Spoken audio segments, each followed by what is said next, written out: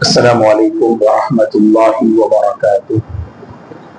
الحمد للہ رب العالمین والعاقبۃ للمتقین والصلاة والسلام علی رسولہ الامین وعلی آلہ وصحبہ اجمعین ومن تبعهم بإحسان إلى يوم الدین، اما بعد فاعوذ باللہ من الشیطان الرجیم فكيف إذا جئنا من كل أمة بشهيد وجئنا بك على هؤلاء شهيدا۔ محترم حضرات، قرآن مجید اللہ تبارک و تعالیٰ کا بڑا عظیم انعام ہے۔ رسول اللہ صلی اللہ علیہ وسلم کی زندگی کو جب ہم پڑھتے ہیں تو صلی اللہ علیہ وسلم کی ایک پیاری سنت میرے اور آپ کے سامنے واضح ہوتی ہے کہ صلی اللہ علیہ وسلم کا قرآن مجید سے بڑا گہرا رشتہ اور تعلق تھا۔ اللہ کے نبی خود قرآن مجید کثرت سے پڑھا کرتے تھے اور اپنی امت کو، صحابہ کو زیادہ سے زیادہ قرآن مجید پڑھنے، پڑھانے، سننے اور سنانے پر آپ ابھارتے تھے۔ اس صحابی کو بڑی محبت سے آپ دیکھا کرتے تھے جس صحابی کے شب روز قرآن مجید میں گزرے، اور وقتاً فوقتاً اللہ کے نبی ایسوں کی تعریف بھی کیا کرتے تھے جو قرآن مجید اچھا پڑھنا جانے، جو قرآن مجید کو ڈھنگ سے پڑھنا جانتے ہیں۔ اللہ کے نبی نے ان صحابہ کی آپ نے تعریف بھی فرمائی۔ ابن مسعود رضی اللہ عنہ کے متعلق اللہ کے نبی نے فرمایا، اگر کوئی قرآن ویسا پڑھنا چاہتا ہے جیسے نازل ہوا تو ابن مسعود کو سنو۔ عبداللہ بن مسعود رضی اللہ عنہ بڑے اچھے انداز سے قرآن مجید کو پڑھتے تھے۔ اسی سلسلے میں ایک واقعہ ہم آپ کے حوالے کر رہے ہیں۔ ابھی جو آیت کریمہ ہم نے آپ کے سامنے تلاوت کی سورہ نساء کی، بڑی عظیم آیت ہے۔ اس آیت کے پیچھے علماء نے ایک واقعہ بیان کیا اور واقعے کا تعلق صحیح مسلم کی روایت سے۔ اللہ کے نبی صلی اللہ علیہ وسلم نے ایک مرتبہ عبداللہ بن مسعود رضی اللہ عنہ سے کہا، یا ابن مسعود اقرأ علی، اے ابن مسعود میرے سامنے قرآن پڑھیے گا۔ ابن مسعود رضی اللہ عنہ نے اللہ کے نبی سے کہا، اقرأ علی وعلیک انزل یا رسول اللہ، اے اللہ کے نبی کیا میں آپ کے سامنے پڑھوں؟ حالانکہ آپ پر تو آیتیں نازل ہوتی ہیں، آپ پر تو قرآن مجید اتارا جاتا ہے، کیا میں آپ کے سامنے قرآن مجید پڑھوں؟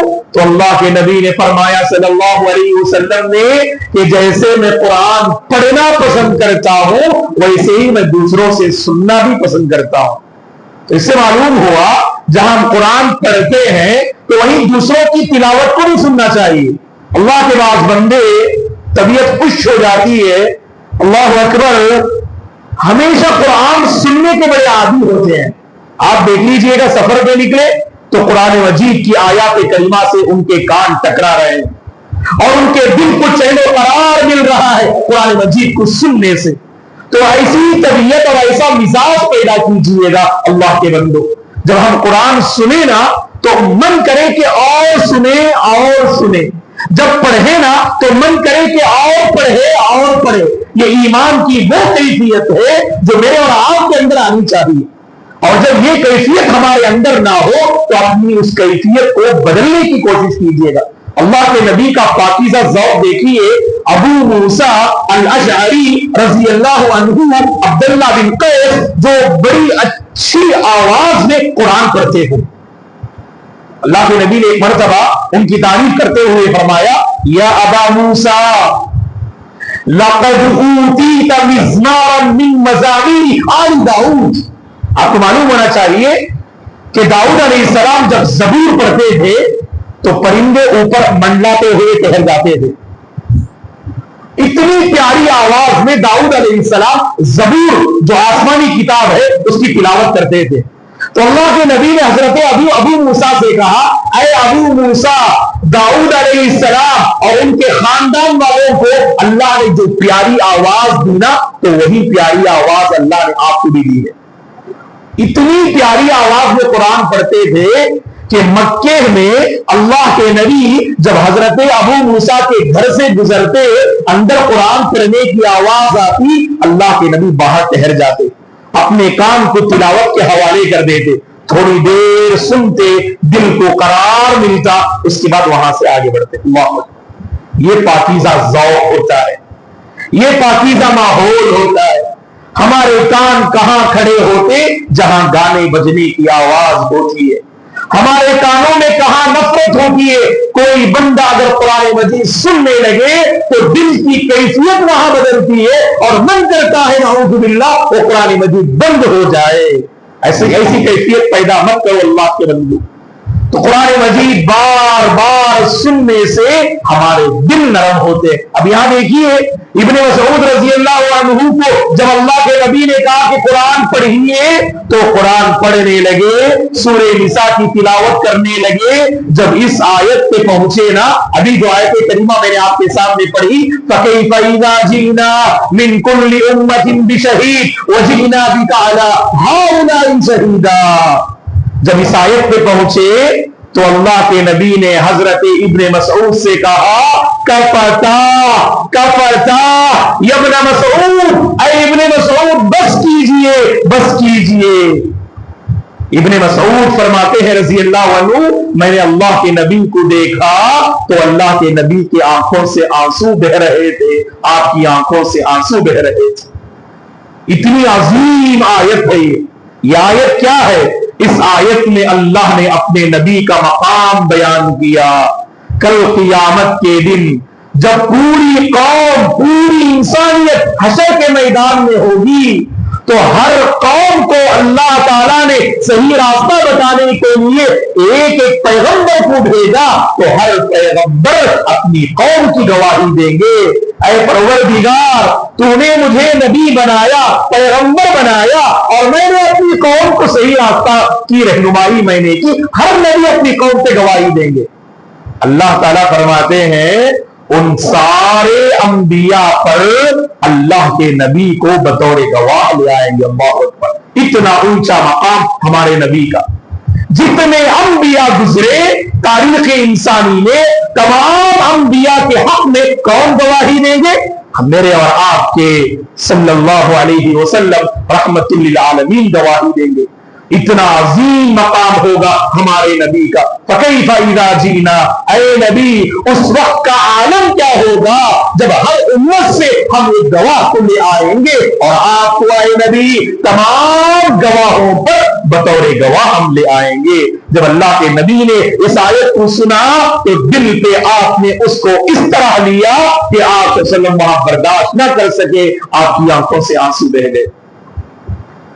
ان آنسوؤں کی اللہ کے پاس بڑی قدر ہوتی ہے دوستو، اسی لیے کبھی تنہائی میں قرآن لے کر بیٹھیے گا، پڑھتے ہوئے کبھی اس کا اثر دل پہ لیجیے گا۔ لوگ پوچھتے ہیں کہ دل کا حال کیسے بدلتا ہے، دل میں نرمی کیسے پیدا ہوتی ہے، دل میں تقوی کیسے آتا ہے، دل کیسے سنورتا ہے، دل کیسے بنتا ہے؟ قرآن پڑھنے سے دل بنتا ہے، قرآن پڑھنے سے دل سنورتا ہے، قرآن پڑھنے سے دل میں نرمی پیدا ہوتی ہے، قرآن پڑھنے سے دلوں کی کیفیت بدلتی ہے، قرآن کا اثر ہماری نگاہوں میں نظر آتا ہے، قرآن کا اثر ہماری سماعتوں میں نظر آتا ہے، قرآن کا اثر ہماری زبان اور گفتگو میں نظر آتا ہے۔ اللہ تعالیٰ اس زبان کو جھوٹ کا راستہ فراہم نہیں کرتے جو زبان قرآن پڑھنے کی عادی ہو۔ جو زبان قرآن پڑھنے کی عادی ہو، اسے غیبت کرنا آسان نہیں، اسے چغلیاں کھانا آسان نہیں، اسے دوسروں کو تکلیف دینا آسان نہیں، اور اسی طرح اس کان کو اللہ گناہ کی توفیق نہیں دیتے جو کان کے قرآن سننے کی عادی ہو جائے۔ اسی لیے دوستو ہم چاہتے ہیں کہ ہماری زبان محفوظ رہے، ہماری نگاہیں محفوظ رہے، ہماری سماعتیں محفوظ رہے، تو ہمیں چاہیے کہ قرآن کو کثرت سے پڑھا کریں، ایک ماحول بنائیے گا قرآن کا۔ اللہ کا کرم ہے، اللہ تعالیٰ احباب جماعت کی حفاظت فرمائے، کہ الحمدللہ ہم دیکھتے ہیں کہ بعض احباب قرآن پڑھنے کے عادی الحمدللہ قرآن پڑھتے ہیں، قاری اوقات میں جہاں تک ہو سکے اپنے آپ کو قابو میں کرنے کے لیے قرآن ہے، یاد رکھو آپ اللہ تعالیٰ نے اس میں ہر خیر رکھا ہے۔ جس قدر آپ اس سے قریب ہوں گے نا، اللہ کی قسم آپ جو ہے رسوا نہیں ہوں گے، آپ ذلیل نہیں ہوں گے، آپ پریشان نہیں ہوں گے۔ ارے پریشانیوں کا مداوا تو اللہ نے قرآن میں رکھا ہے، پریشانیوں کی دوا تو اللہ نے قرآن میں رکھی ہے۔ آپ پڑھتے تو دیکھو، آپ اس کے قریب ہوتے تو دیکھو، اس کے بعد ہماری پریشانیاں کیسے چٹتی ہیں، برکتیں کیسے نازل ہوتی ہیں، مصیبتوں کا خاتمہ کیسے ہوتا ہے، دل کو چین و سکون کیسے ملتا ہے۔ بہت سارے بندے پریشان رہتے، مولانا گھبراہٹ ہے، پریشانی ہے، بے چینی ہے، عجیب قسم کا ٹینشن ہے، بہت عجیب قسم کی الجھن ہے۔ بتائیے سلوشن کیا ہے؟ آپ قرآن سے قریب ہو جائیے گا، یہی سلوشن ہے، وہ اللہ سلوشن ہے۔ آپ نے مشہور آیت سنی ہوگی، الا بذکر اللہ تطمئن القلوب، تطمئن القلوب، تطمئن القلوب۔ اے اللہ کے بندو غور سے سنو، اللہ کو ذکر کرنے سے، قرآن مجید کو پڑھنے سے دل کو سکون ملتا ہے۔ وَإِذَا تُلِيَتْ عَلَيْهِمْ آيَاتُ زَادَتْهُمْ إِيمَانًا۔ اہل ایمان تو وہ ہوتے جب ان کے سامنے قرآن کی آیتیں پڑھی جاتی ان کا ایمان بڑھتا ہے، تقوی بڑھتا ہے اور ایمان میں غیر معمولی اضافہ ہوتا ہے۔ تو اسی لیے قرآن پڑھنے کا ایک ماحول بنائیے۔ اب تک آپ یہ سمجھ رہے تھے کہ مولانا قرآن پڑھنا میرا مزاج نہیں، مزاج بنائیے، ہماری سوچ قرآن ہو، ہمارا مزاج قرآن ہو، ہماری طبیعت قرآن ہو، ہمارا ماحول قرآن ہو، ہمارے تعلقات قرآن کی بنیاد پر ہو۔ اس کے بعد دیکھیے گا ہمارے تعلقات میں کیسے بہتری آتی ہے، کیسی صفائی آتی ہے، کیسے پرہیزگاری آتی ہے، دل ایک دوسرے سے کیسے قریب ہوتے ہیں۔ اللہ ان لوگوں کے دلوں کو جوڑتے جو قرآن سے قریب ہوتے ہیں۔ اسی لیے اس گھر میں اللہ تعالیٰ سکون نازل کر دے، سکون نہ جھوپڑی میں پھر بھی سکون سے، کیونکہ قرآن کی نعمت وہاں ہے۔ بہت سارے اللہ کے بندے یعنی قرآن رکھ کر بھی معاف کیجئے گا، یہ دکھ کے ساتھ کہنا پڑتا ہے کہ ہم نے بعض مخصوص رسم و رواج میں قرآن مجید کا استعمال کیا، نکاح کے موقع پر دلہن کے حوالے کر دیا تو سمجھ لیا کہ ہم نے قرآن کا حق ادا کر دیا، یا کسی کا انتقال ہو جائے وہاں پر قرآن خانی ہو گئی، سمجھ لیا کہ ہم نے قرآن کا حق ادا کر دیا۔ اللہ کی قسم قرآن کا حق ایسوں سے ادا نہیں ہوتا۔ پڑھیے گا، اپنی زندگی کو اس سے قریب کیجیے گا۔ اس لیے ماہر قانون نے کیا کہا؟ تاقوں میں سجایا جاتا ہوں، آنکھوں سے لگایا جاتا ہوں، تعویذ بنایا جاتا ہوں، دھو دھو کے پلایا جاتا ہوں۔ کس بزم میں میرا ذکر نہیں، کس عرس میں میری دھوم نہیں۔ قرآن کیا فریاد کرتا ہے دیکھو، کس بزم میں میرا ذکر نہیں، کس عرس میں میری دھوم نہیں، پھر بھی میں اکیلا رہتا ہوں، پھر بھی میں اکیلا رہتا ہوں، مجھ سا بھی کوئی مظلوم نہیں۔ قرآن مجید کو مظلوم کتاب مت بنائیے گا، قرآن مجید کو مظلوم کتاب مت بنائیے گا۔ پڑھنا نہیں آتا ہے، جذبہ پیدا کیجئے گا، قرآن سے قریب ہو جائیے گا، مصحف کو اپنے ہاتھ میں تھامیے گا، اٹک اٹک کے صحیح پڑھنے کی کوشش کیجئے گا۔ اللہ تعالیٰ آپ پہ خیر و برکات نازل فرمائے۔ اللہ تعالیٰ ضرور ہمیں قرآن سے قریب کریں گے، اور قرآن پڑھنا، سمجھنا، اسے دل سے لگانا یہ ہمارے لیے بہت آسان ہوگا۔